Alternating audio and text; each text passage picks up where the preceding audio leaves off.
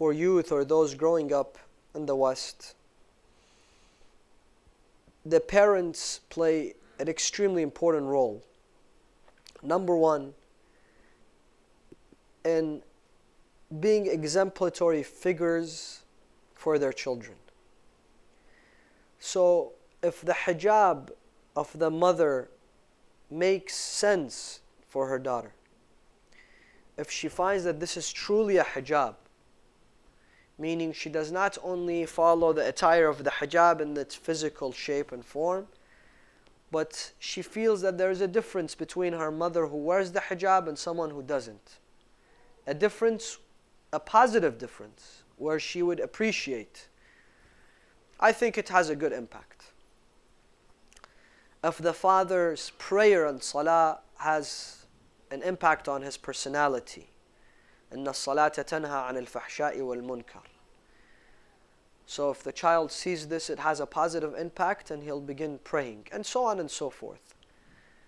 If a youngster sees his father since he is 2 and 5 and 10 years old, take him to a majlis, sit him down, tell him to listen to the lecture, ask him questions on the way back, engage him with what he has seen, or teaches him to serve Imam Hussein in the way that he can, whether it's through cleaning, whether it's through donating, whether it's through volunteering time.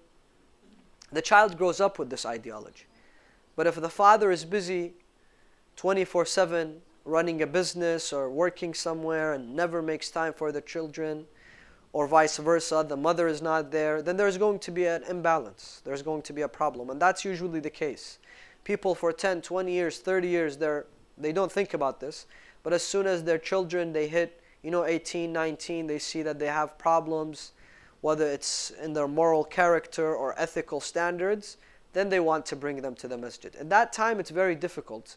A lot of the characteristics of the children have already been placed within themselves. So that's one.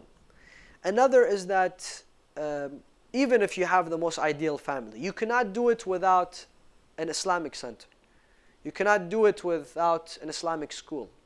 You cannot do it without the majalis. There has to be a social Islamic activity for those who are growing up in the West. And there, it needs to speak to their minds. It needs to answer their questions. It needs to pave their way to become successful in this world, in their endeavors here and in the hereafter. Because Allah doesn't say, رَبَّنَا آتِنَا فِي الْآخِرَةِ حَسَنَةً. No, Allah says, رَبَّنَا آتِنَا فِي الدُّنْيَا حَسَنَةً وَفِي الْآخِرَةِ حَسَنَةً. Allah says you have to be successful in the dunya and the akhirah. Allah doesn't want someone just to be successful in the akhirah. Alhamdulillah, we have Jannah. The dunya, it doesn't matter. No. Allah says you have to be successful here and there. Who told you that you can only be you should only look for your success in the akhirah? And some people is different. He only wants the success in the dunya, doesn't want his success in the akhirah. So Allah teaches us this balance. This balance comes through making sure that we have an Islamic center. There is a place you take your children. They learn, they engage, they pray Salat al-Jama'ah. They hear the words of scholars. They ask their questions.